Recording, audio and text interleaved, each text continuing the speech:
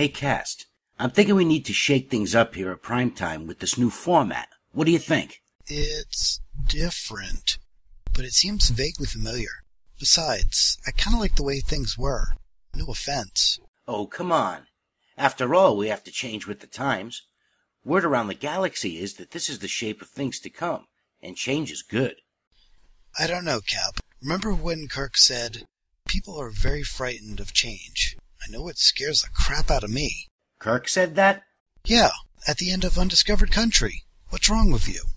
I just don't remember Kirk ever saying crap.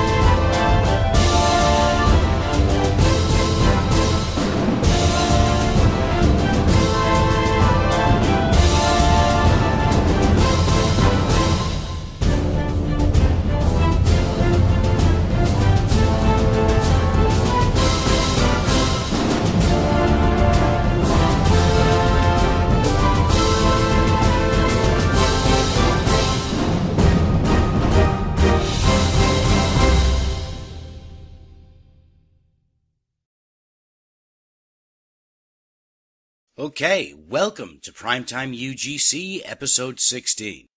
We've got some great stuff for you tonight. We have special guest author XR377 in the author chair, as well as a review of his latest creation, The Computer's Children, 2 missions for the 2 factions in STO. We have Kirkfat's Back to Basics series continuing on Foundry Essentials, and a new Phat assets. We also have a new addition to our Primetime team, a lovely and brilliant lady. Kestra joins our team, taking over Published in Primetime. I know the suspense is killing you, so we'll get started. Here's Castmodian with the news. Yes, I'm sure the temporal phase discriminators were installed last Tuesday. No, it's not next Tuesday. Look, I will not get into an argument with you over intersecting causality right now. We're about to go on the air right this... Good evening, everybody. Temporal lockboxes, Foundry Spotlight, and more tonight on the news. And later, polywater intoxication, the new menace stalking bars across Ferengi space. All this after these messages. It's me again, Crazy Chalaski, and have I got some deals for you. This is my wildest sale ever. You had the best, now try the rest. You don't have to spend bars of your latinum when strips will get you the finest used slaves this side of Regulus. Sure, these babies have a little mileage on them, but one man's trash is another man's treasure, am I right? Yes, I am, because Crazy Chalaski's got deals that are just plain lunacy. I've got green ones, white ones, blue ones. I can't even name all the shapes and styles I'm offering you at absolutely nutty rock-bottom prices. I'm Crazy Chalaski, and if you're in the market for a pre-owned harlot, I've got her in my inventory. Take old Jamunga here. She can cough up a bucket of Dovamite phlegm all day, but it completely clears up by nightfall. That's when you really need her anyway, am I right? Of course I am, and she's just 8 strips. Go ahead and say it. Chalaski is crazy. Look at Valmay. She has absolutely no visible scarring, and she can be coherent for almost 90 minutes at a time. That's plenty if you know what I'm talking about. And this scratch-and-dead strumpet will only set you back 6 strips. Okay, 5 strips. I must be out of my mind. Of course I am. I'm Crazy Chalaski. Now, Gallus here has only had a single owner. That's right, just one owner. Since he died of some strange alien virus, you can get this sweetie for a song. Literally. Come down and sing to me and she's all yours. Why, you ask? Because I'm Crazy Chalaski. That's right, Crazy Chalaski. And my prices are insane! Crazy Chalaski is not responsible for any defects or medical anomalies, nor is he liable for any damages after purchase. And remember, all sales are final, no returns accepted.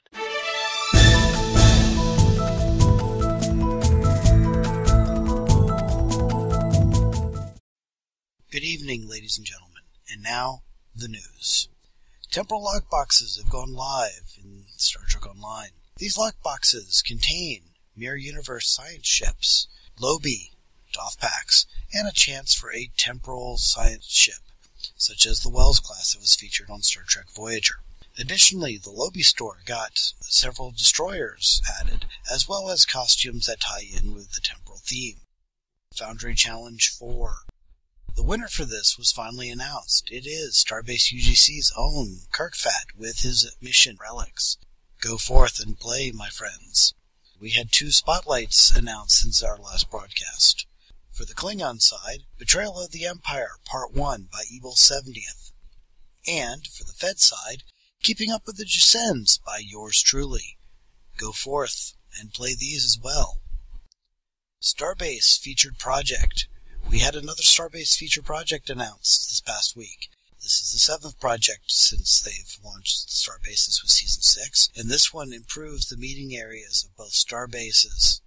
And if you're going to Destination Star Trek London, be sure to make an attempt to pick up the Hololita Duff that was offered at Star Trek Las Vegas. This Duff will be offered in the goodie bags that pass holders will be provided. Also, you can additionally, if you are unable to obtain one of those, tweet Trek Online Game with a picture of you at the convention, or you can PM Brandflakes in the forums doing the same thing with a picture of you at the convention, and a code will be provided to you. And lastly, a decidedly Foundry-free Ask Cryptic was released this past week. While a number of points were covered, there was very little to no mention of anything Foundry-related in it. And that is the news.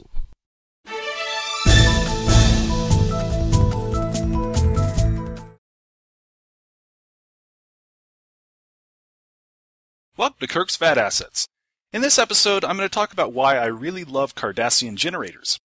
And here are 2 Cardassian generators. One's working and one is clearly not working.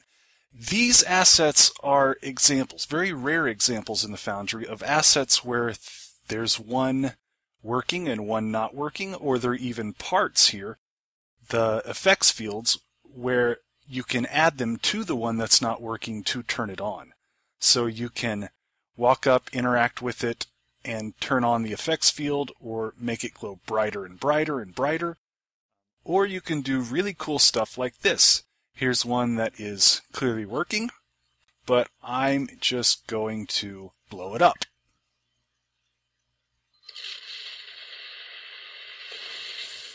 And there we go. That's why I love Cardassian generators. Alright, see you next time.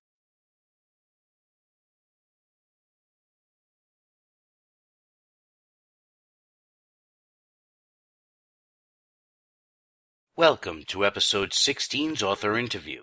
This week's author has recently released 2 missions from each faction's point of view. He calls them the Computer's Children. The Federation offering is called the Computer's Daughter, and the KDF version is the Computer's Son.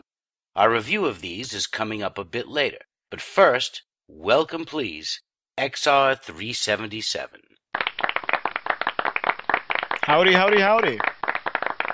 When did you begin playing STO, and when did you get into the Foundry?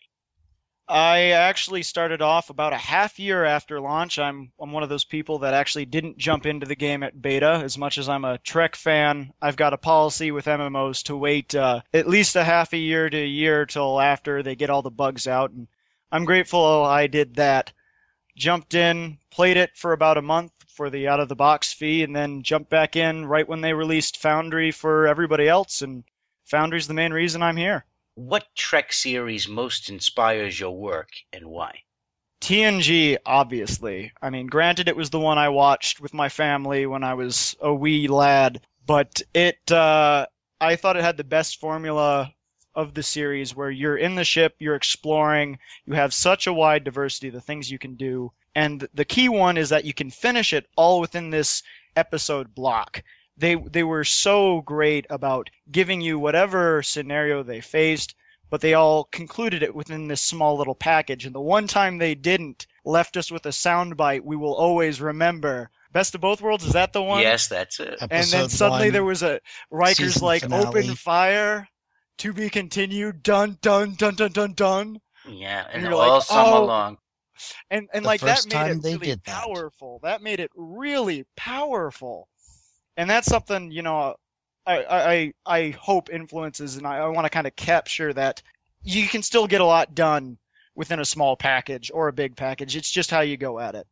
Outside of Star Trek, are there any sources that you draw inspiration from? Oh, bunches. A lot of sci-fi stuff. I mean, that just kind of goes hand in hand. There is mix and match, and a lot of people like saying, while some people get very upset when IPs touch, there are still some things that influence. One video game in particular, which comes out more in others, but just kind of a thought that I always keep in my head, is the Homeworld series of video games from back at the early aughts. Those were some classic space opera games, and a lot of concepts in my head of this, what it actually means to be in space, to interact with a lot of different cultures, and not necessarily a Trek sense, but in a sense that leaked in a bit. And do you have a favorite theme that you like to revisit when making a mission? Well, I like diplomacy. I like the concept of a Federation captain being able to be both a diplomat as well as a warrior and to avoid. So I tend to be story heavy, I tend to be dialogue heavy, and leaning towards less a combative type mission and more towards a relaxed one. As far as like general themes, I keep getting called back to a lot of tech-based and holographic type themes, mainly because of one of the characters I created, which I'm very happy is a fan favorite, and just kind of writes herself. Who do you write your missions for? If I was being all happy and diplomatic, I'd be saying the general player base, the person who wants to sit down and feel like they're in Star Trek. But the truth is, I do it for me. Every mission I make is a mission I want to see in the game. And I don't want to do it in a self-serving way, but all of my missions have something that I wanted to see. Like my first mission, which I think is my strongest mission, Personal Reflection, is the mirror mission. It's the classic, you come across to yourself, and it was an episode I was expecting. I was flying around DS9, dealing with the mirror selves, and I'm like, oh man, I can't wait till they throw me at me. I hope I don't just kill them right off the bat. I hope it's meaningful. And I never got to see that, so that was my first goal. I wanted to make that mission. I wanted to see that mission in the game. And likewise, with my latest concoction, the computer's children, I wanted to see a proper mission done from a different perspective, not just a retooling of text. I wanted a Federation view and a Klingon view. And although I threw a whole bunch of other stuff in the mix along with it, it was still something I wanted to see, and I wanted to show how I wanted to see it. So all the missions I put in are missions I want to see in the game, or thoughts I want to see, or different things just I felt I would love to see in a Star Trek situation. That brings me to another question. What kind of challenges did you run into when you were telling your story from opposite sides? The major challenges would have been editor challenges, because the first, I wrote the Federation version first. I wrote them all down first, scripted both of them, drew lines where the two would be, and when I'm making the one, I'm constantly thinking about the other, which I wanted to make both maps feel like they're two major maps where you come across and you're doing things where your counterpart in the Klingon version or the Federation version is also doing something. And I wanted both maps to feel different, but also feel the same, like you knew they were the same place. And I didn't want either of them to feel too oblong, like they were running too far in one or doing too much in the other. And I'm not sure how successful I was in the end, but I was keeping that in mind.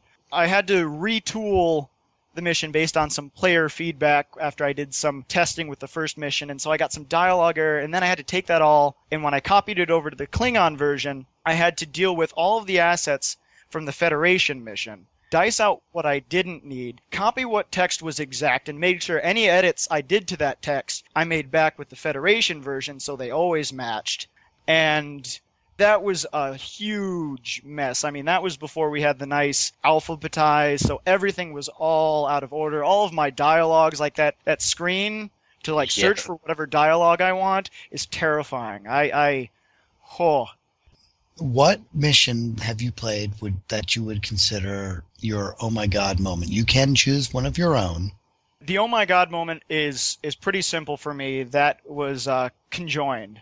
The name starts with a D of whoever made it. But Conjoined was a mission where I had heard stuff about it. It was one of the first early ones put out there, and I'd heard stuff about it. I knew he'd done some wonderfully creative map design, But, I'd been fiddling around by then. I'd been working, so I knew how the Foundry worked. And I played that mission, and when you get to the cave, when you get to that scene, and it all just kind of peels away, I was like, I knew what he had done. I knew how he did it, and it wasn't necessarily something technologically surprising.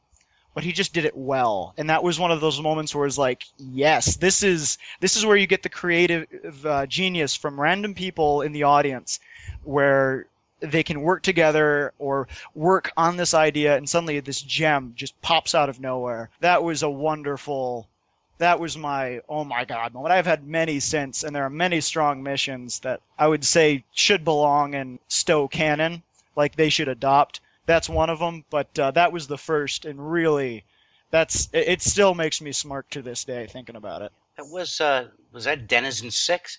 I believe it was. Okay, and that was with the out-of-phase culture. Yep. Yeah. Just a hair out of phase. Yeah. I thought that one was really well done, on all accounts. Well, now it's time for our wrap-up questionnaire that we're calling the Primetime 5. We'll ask 5 questions for you to answer, each with a choice. No elaboration necessary. Your answers will let our viewers know a little bit more about you. First up, Coke or Pepsi? Pepsi.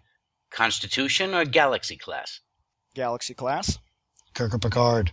Riker. He's kind of got the best of both. Coffee or tea? Tea. Klingon or Romulan? Romulan. Okay, very interesting. That's going to do it for this week's author interview. Thank you so much, XR377, for joining us. Please keep giving us content. Thank you. Happy to be here. Be sure to join us on our next episode, when our guest author will be Logitech 007.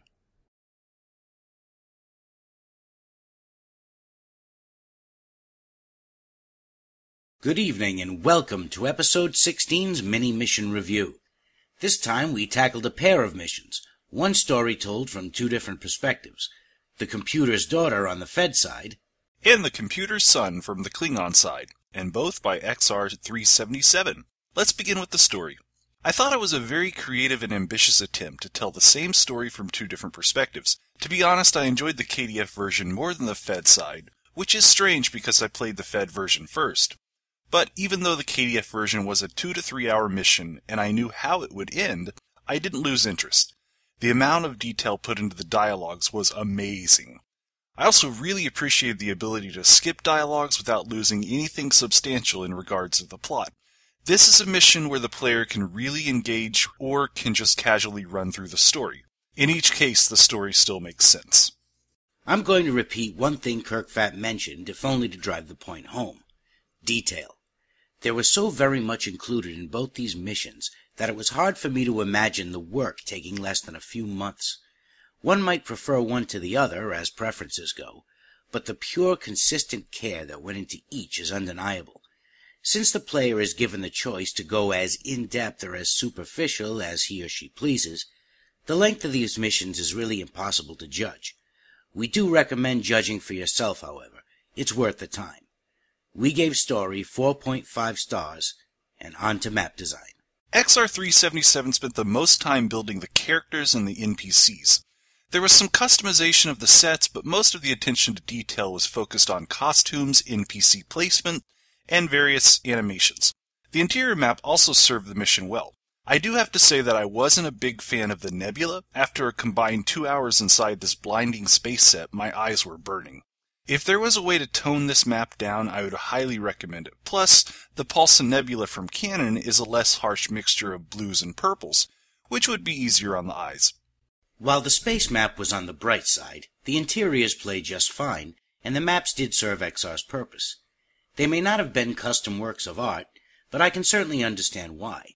The bulk of the author's attention was most definitely paid to the story and dialogue.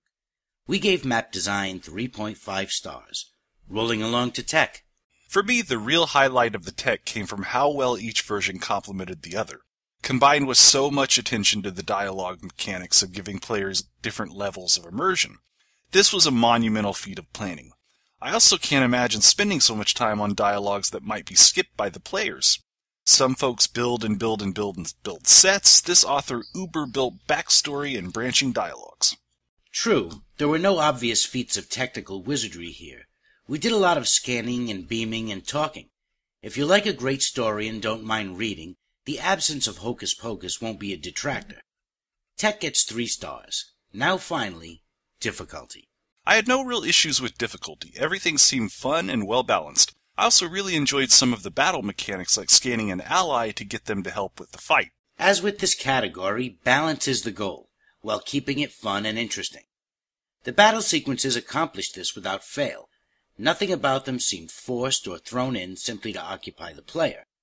We're giving difficulty 5 stars. Go play these 2 missions and see what you think. Go forth, STO community. Play and create more user-generated content.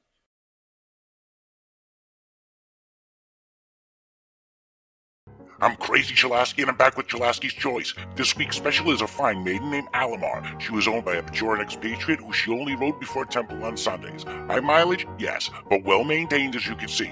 Today and today only. Don't let this crazy deal pass you by. I'm asking 4 strips down from 5. That is an amazingly demented deal. Her accessories alone are worth that. How can I do it, you ask? I'll tell you how. I'm crazy! That's right, I'm Crazy Chulaski. So come down and pick her up. Time's running out. Better yet, the first offer of 4 strips gets free delivery. Did you hear me? Free. It's insanity, I tell you. Severe mental disorder the likes of which cannot be measured with any known technology. Because I'm Crazy Chulaski and my prices are insane.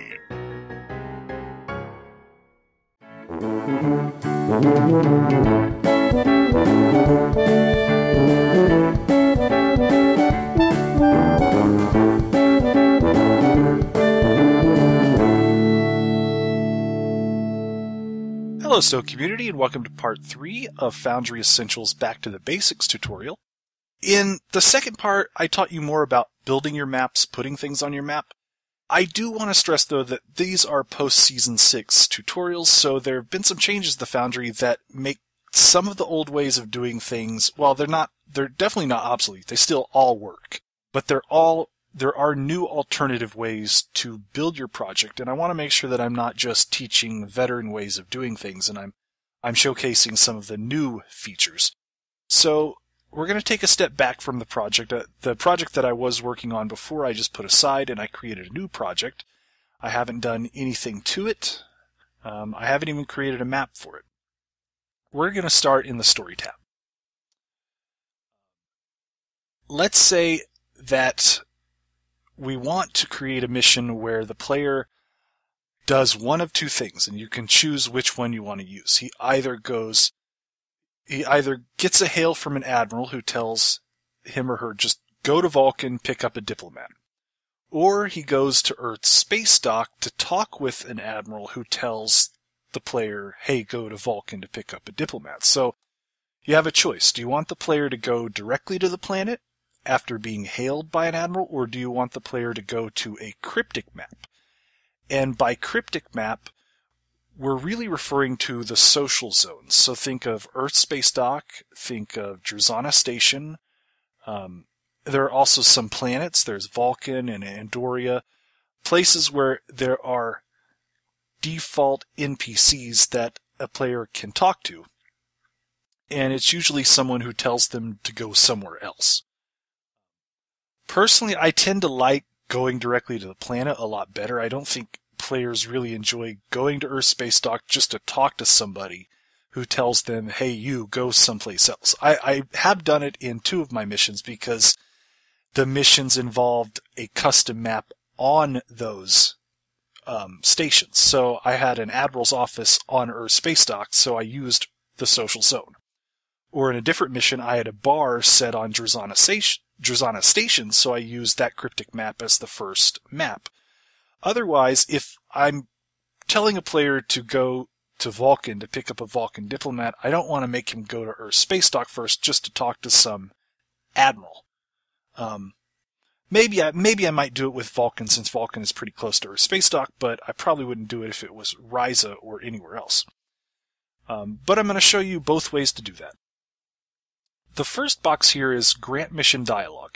This is the second thing that a player sees from your mission. The first thing they see is the description of, say, what the mission's about. Then they hit Hail, and that's when they get this box. Usually it's an admiral who says, hey, you, go here. And you can hey you, go to. The go-to instructions I'm going to put as mission info because I want them to be green. I want them to be green and says, go to the Vulcan system in the Sierra sector block. Or I could use out-of-character text for something else. Say, well, there's no real standard way of using out-of-character text, but I see a lot of players use it this way. It's text that elaborates on the story. It's not something that's spoken to you, but it's more like stuff that's narrated. So, out-of-character text will be orange, and it might say, you stand at the window and you ponder the fate of millions of dying, helpless children on some world. That's an example of out-of-character text. It's something that no one's saying to you, but it's something that the player needs to read. But this guy is just going to say, hey, you, go to Vulcan, pick up a diplomat. And I'm going to pick a costume. I can pick any of these cryptic-made costumes. They're all pre-made. You can't modify them. Or I could create a costume myself, and it would show up in this asset view list. I could pick a costume from the social zones of somebody like DJ Zuza. Let's just use him. Or I could use one of my officers. And my officers, they're going to be different for every player because every player has different bridge officers. So you might keep that in mind when writing dialogue. You don't want a very emotional Vulcan in your story. I'm just going to use DJ Zuzu. And DJ Zuzu is going to say,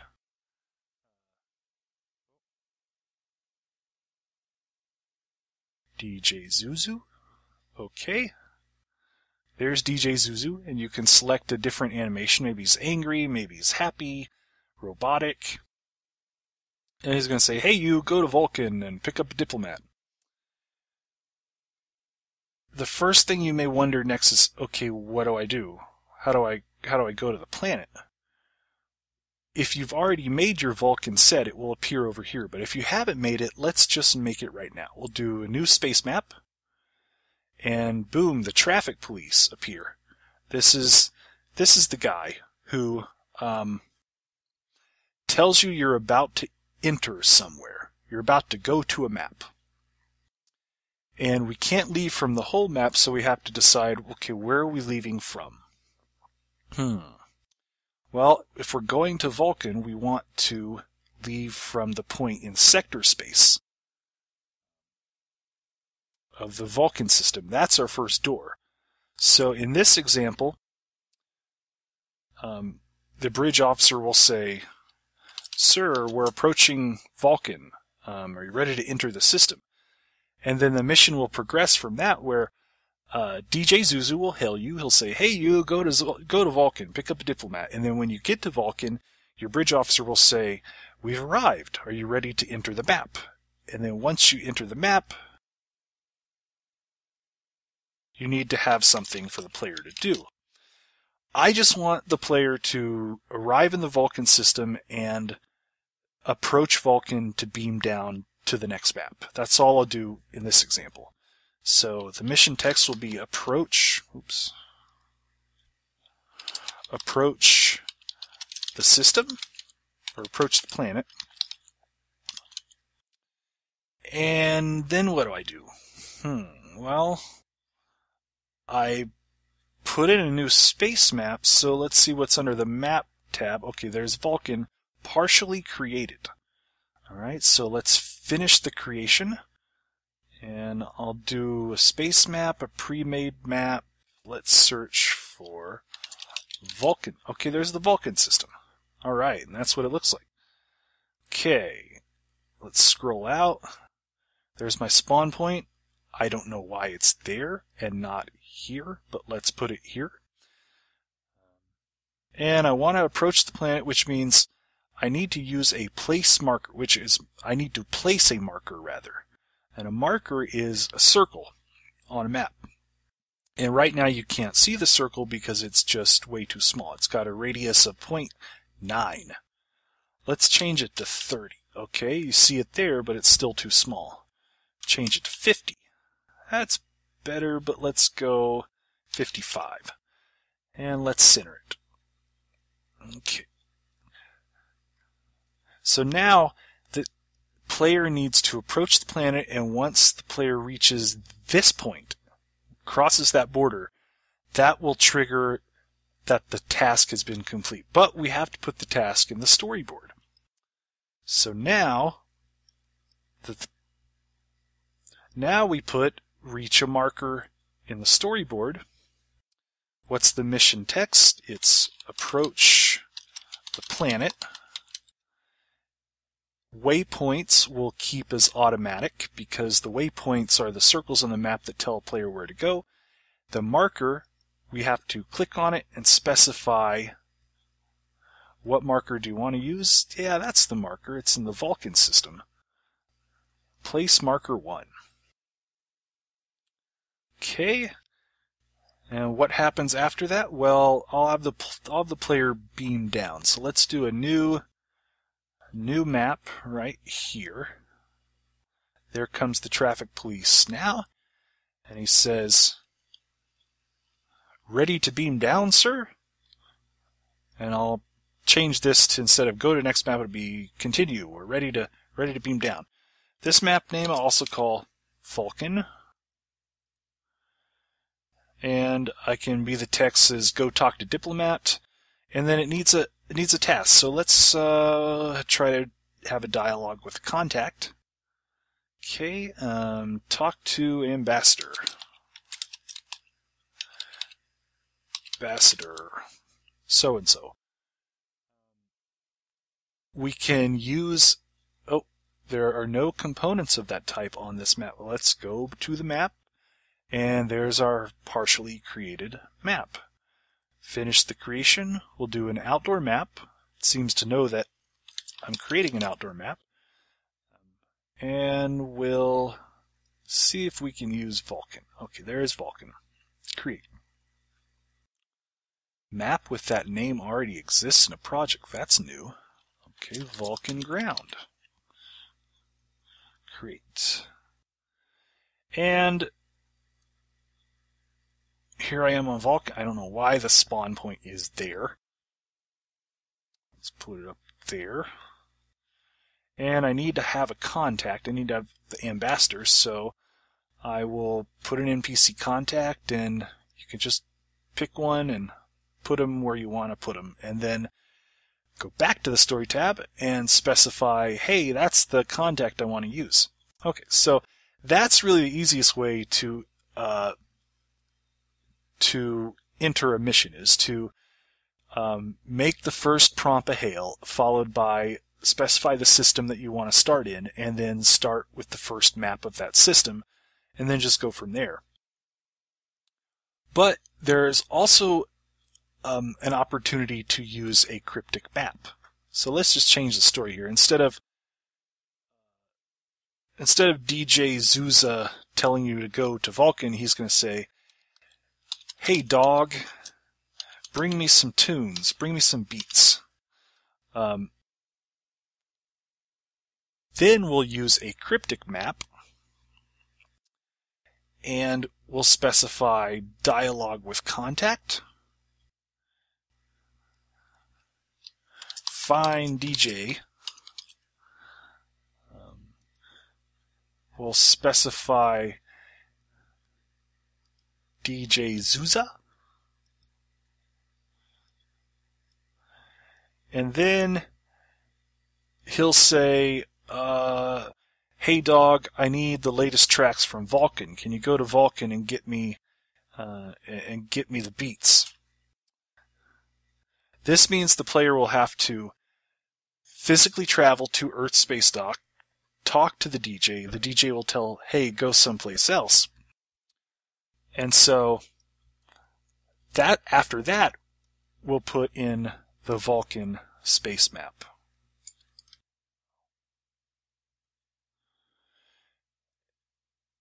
And there's the traffic police is where are you leaving from, and I will specify,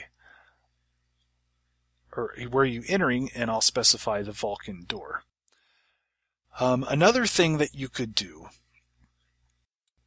is, instead of specifying the Vulcan system, you could specify something else, like something at Earth. Space Dock. There's a wall console, and that would take you directly to Vulcan somehow, or there's a potted plant you could interact with, and that would take you directly to Vulcan. But for this mission, what makes the most sense is to use Vulcan as the door, and the NPC will say, "We've arrived. Are you ready to beam down?" Okay, so I think that's all I'm going to show you for this time. Stay tuned for next time when we'll get into putting enemies in a map and messing with NPCs. Okay, thanks!